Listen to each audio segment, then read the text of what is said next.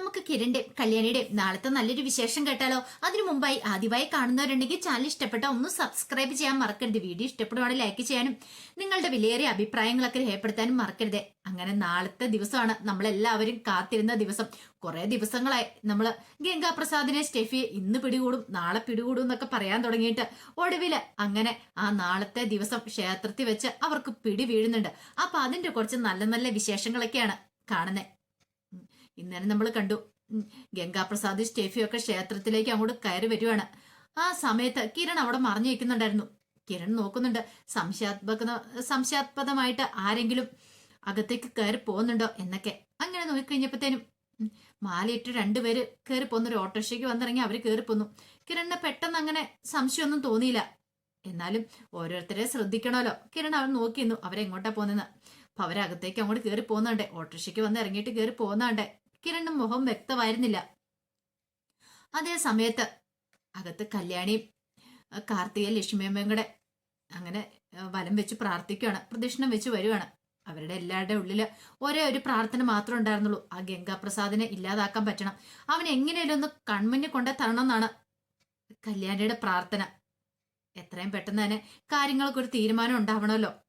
ഇത്രയും നാളായി, പക്ഷെ ഇതുവരെയായിട്ട് അവനെ കുറിച്ചൊരു വിവരം ഇല്ലാത്തതുകൊണ്ട് അവർക്ക് അതിന് നല്ല വിഷമം ഉണ്ടായിരുന്നു.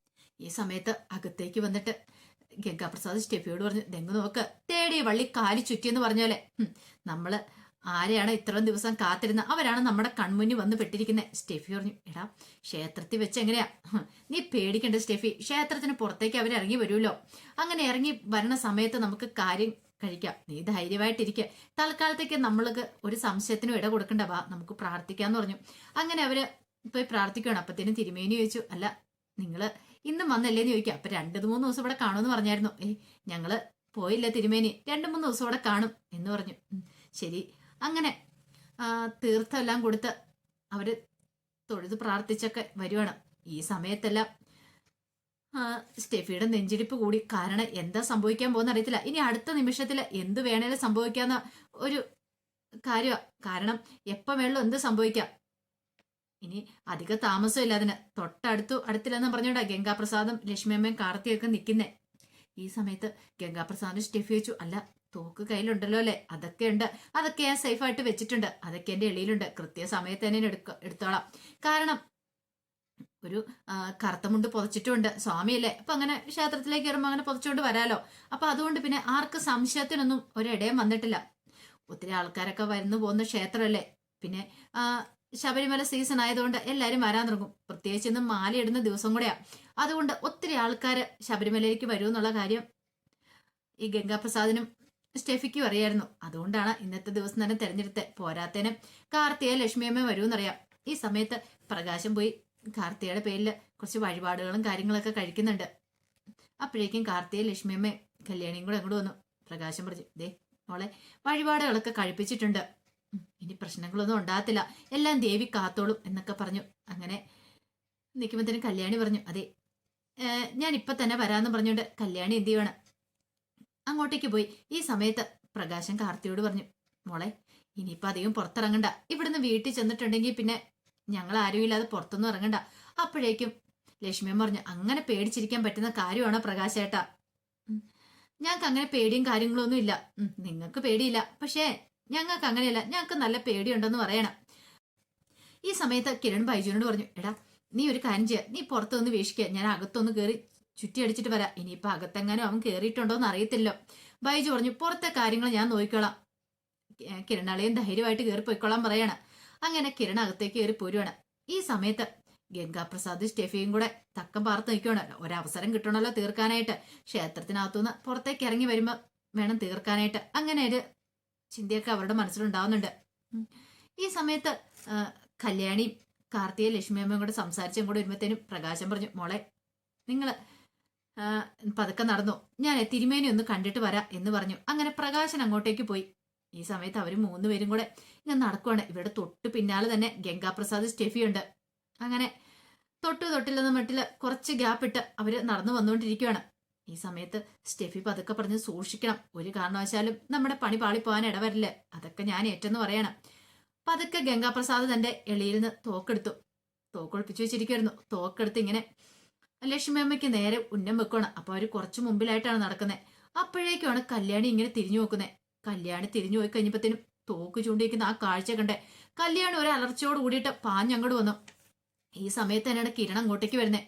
കിരൺ നോക്കിക്കഴിഞ്ഞപ്പത്തേനും കല്യാണി അവന് നേരെ അടുക്കുന്ന കാഴ്ചയാണ് കണ്ടത്. ഗംഗാപ്രസാദിന് എന്ത് ചെയ്യാനും പറ്റും? ഒന്നും ചെയ്യാൻ പറ്റില്ല. ഗംഗാപ്രസാദ് ഓടി, കിരൺ ആ പിന്നാലെ ഓടി. അപ്പോഴേക്കും പുറകെ സ്റ്റെഫി ഓടുവാണ്. പക്ഷെ സ്റ്റെഫി അങ്ങനെ വിടാനായിട്ട് കല്യാണി കൂട്ടാക്കില്ല. കല്യാണി പിന്നാലെ തന്നെ ഓടുവാണ്. അങ്ങനെ ഇത്തിരി ദൂരം ചെന്ന് കഴിഞ്ഞപ്പോഴത്തേനും അവളെ വലിച്ച് താഴെ ഇട്ടു. താഴെ ഇട്ട് കഴിഞ്ഞാൽ അവള് വീണ് കഴിഞ്ഞപ്പോൾ അവളുടെ ബിഗ് അങ്ങോട്ട് തെറിച്ചു പോയി. അപ്പൊ തലേ ബിഗ് വെച്ചിട്ടുണ്ടായിരുന്നല്ലോ. ബിഗ് തെറിച്ചു പോയി കഴിഞ്ഞപ്പോ കല്യാണിക്ക് മനസ്സിലായി ഇത് സ്റ്റെഫിയാന്നുള്ള കാര്യം. കല്യാണി അവിടെ ഇട്ട് അവളെ വീണായിരുന്നു, അവിടെ ഇട്ട് അവളെ ഇടിച്ചിഞ്ച പരുവാക്കണം. അപ്പത്തിനും ആൾക്കാരൊക്കെ കൂടി. പ്രകാശനൊക്കെ ഓടി വന്നു അങ്ങോട്ടേക്ക്. പ്രകാശനൊക്കെ കാര്യം മനസ്സിലായി. പക്ഷെ മറ്റവൻ ഗംഗാപ്രസാദ് രക്ഷപ്പെട്ടു പോയിരിക്കല്ലേ. അവന്റെ പിന്നാലെ കിരണം പോയിട്ടുണ്ട്. ഇനിയിപ്പം അവനെ എങ്ങോട്ടാ എന്താ ഇനിയിപ്പോ വേറെ ആരെങ്കിലും ഇവിടെ ഉണ്ടോന്നും പറയാൻ പറ്റില്ല. അവന്റെ ഗുണ്ടകൾ ആരെങ്കിലും ഒരു മാത്രമുള്ളോ, ഇനി വേറെ ആരെങ്കിലും ഈ വേഷത്തിൽ വന്നിട്ടുണ്ടോന്നും അറിയത്തില്ല. പെട്ടെന്ന് തന്നെ പ്രകാശൻ എന്ത് ചെയ്യാണ്, അവിടുത്തെ കമ്മിറ്റി ഓഫീസിലേക്ക് എന്നിട്ട് പറഞ്ഞു, അതെ സാറേ, എത്രയും പെടുത്തൊരു കാര്യം ചെയ്യണം, പോലീസ് സ്റ്റേഷനിലേക്ക് ഒന്ന് വിളിച്ചു പറയണം. എന്റെ മകളെ കൊല്ലാനായിട്ട് കൊലയാളി ഇവിടെ എത്തിയിട്ടുണ്ടെന്ന്. പോലീസുകാർ അന്വേഷിച്ചുകൊണ്ടിരിക്കുന്ന കൊലയാളികൾ, അവരുടെ കൂട്ടാളി ഇവിടെ ഇനി വേറെ ഉണ്ടോന്ന് അറിയത്തില്ല. അയ്യപ്പന്മാരുടെ വേഷം ധരിച്ചാണ് അവരിങ്ങോട്ടേക്ക് കടന്നിരിക്കുന്നത്, ഈ ക്ഷേത്രത്തിനകത്ത് വന്നിരിക്കുന്നത്. അപ്പൊ അവരിവിടെ എവിടെയെങ്കിലും കാണുമെന്ന് പറയാണ്. അങ്ങനെ അപ്പൊ തന്നെ അവരെന്ത് ചെയ്യണം, പോലീസ് സ്റ്റേഷനിലേക്ക് വിളിച്ച് കാര്യം പറഞ്ഞു. ഈ സമയത്ത് സ്റ്റെഫിയെ പിടികൂടി എല്ലാവരും കൂടെ കൂടി ചേർന്ന് സ്റ്റെഫിക്ക് ഓടാൻ പോലും പറ്റാത്തൊരു കണ്ടീഷനിലായി. കല്യാണിക്കാണെങ്കിൽ ഭ്രാന്ത് പിടിച്ചൊരു അവസ്ഥയായിപ്പോയി. കല്യാണി മാറി മാറി അവളുടെ കർണം തീർത്ത് പൊട്ടിക്കുന്നുണ്ട്. തന്റെ അമ്മയെ കൊല്ലാനായിട്ട് കൂട്ടു നിന്നവളല്ലേ ഇവളെ അങ്ങനെ വെറുതെ വിട്ടുകൂടാ. അപ്പോഴേക്കും കാർത്തിക ലക്ഷ്മി അമ്മയ്ക്ക് ഓടി വന്നു. അവരൊക്കെ ഒരു നിമിഷം ഞെട്ടിപ്പോയി. കൃത്യസമയത്ത് തന്നെ കല്യാണം ഇടപെട്ടോണ്ടാ, അല്ലെങ്കിൽ എന്തേലും സംഭവിച്ചാലും. പക്ഷെ ഈ സമയത്ത് ഗംഗാപ്രസാദ് ഓടുവാണ്. ഗംഗാപ്രസാദിന്റെ പിന്നാലെ തന്നെ കിരണുണ്ട്. അങ്ങനെ വിട്ടുകൊടുക്കാൻ പറ്റുന്ന കാര്യമാണോ? അങ്ങനെ ഗംഗാപ്രസാദ് ഓടി ഒരു കാടിനകത്തേക്ക് പോയി കയറി. കടന്നു പറഞ്ഞാൽ ഒരാളൊഴിഞ്ഞ പറമ്പിലേക്ക് കയറി. കിരൺ പിന്നാലെയും പോയി. കുറെ ദൂരം ഓടിക്കഴിഞ്ഞപ്പോഴത്തേനും ഗംഗാപ്രസാദ് ഒരു മരക്കമ്പെ തട്ടി വീഴുവാണ്. പിന്നാലെ കിരണും ചെന്നു. അങ്ങനെ പിടികൂടി അവനെ പിടികൂടി ഇടിച്ചിഞ്ച പരുവാക്കുവാണ്. എന്താണെങ്കിലും ഒരു കാര്യം ഉറപ്പായി, ഗംഗാപ്രസാദിന്റെ സ്റ്റെഫിയുടെ കാര്യത്തിൽ ഒരു തീരുമാനമായി. അപ്പൊ നമ്മളെല്ലാവരും കുറെ ദിവസങ്ങളായിട്ട് കാത്തിരിക്കുന്ന ഒരു കാര്യം തന്നെയായിരുന്നു. മിക്കവാറും ഇനിയിപ്പോ അവനെ പിടിച്ച് ചുരുട്ടി കൂട്ടി ഇഞ്ച പരുവാക്കുന്നൊക്കെ നാളെയാണോ മറ്റന്നാളോ ആണോ കാണിക്കണമെന്നും അറിയത്തില്ല. അതോടൊപ്പം തന്നെ അവനെ മിക്കവാറും പ്രകാശനെ തീർത്ത് കളയുള്ളൂ. ഇനി അവനെ ജീവനോടെ വെറുതെ വെച്ചേക്കില്ല. പ്രകാശൻ അത്രയ്ക്ക് ദേഷ്യമായിട്ട് ഇരിക്കുക. തന്റെ ദീപം ഇല്ലാതാക്കിയത് അവനാണ്. അപ്പൊ അവനെ ജീവനോടെ ഇനി ഭൂമിയിൽ അവശേഷിപ്പിച്ചുകൂടാ എന്നൊരു ചിന്ത മാത്രമേ പ്രകാശിന്റെ അടുത്തുണ്ട്. അവനിനി ഇപ്പം ജയിലിലേക്ക് പോകാനൊന്നും പറ്റില്ല. അതിനു മുമ്പ് തന്നെ അവന്റെ കഥ കഴിക്കും. അപ്പൊ ആ വിശേഷങ്ങളൊക്കെ ഇനി വരുന്ന ദിവസങ്ങളിൽ കാണാൻ പോകുന്നേ. ആ വിശേഷങ്ങൾക്കായി നമുക്ക് എല്ലാവർക്കും കാത്തിരിക്കാട്ടോ. ഒരിക്കൽ കൂടി എല്ലാവർക്കും ശുഭരാത്രി നേർന്നുകൊണ്ട് നിർത്തുന്നു. നന്ദി.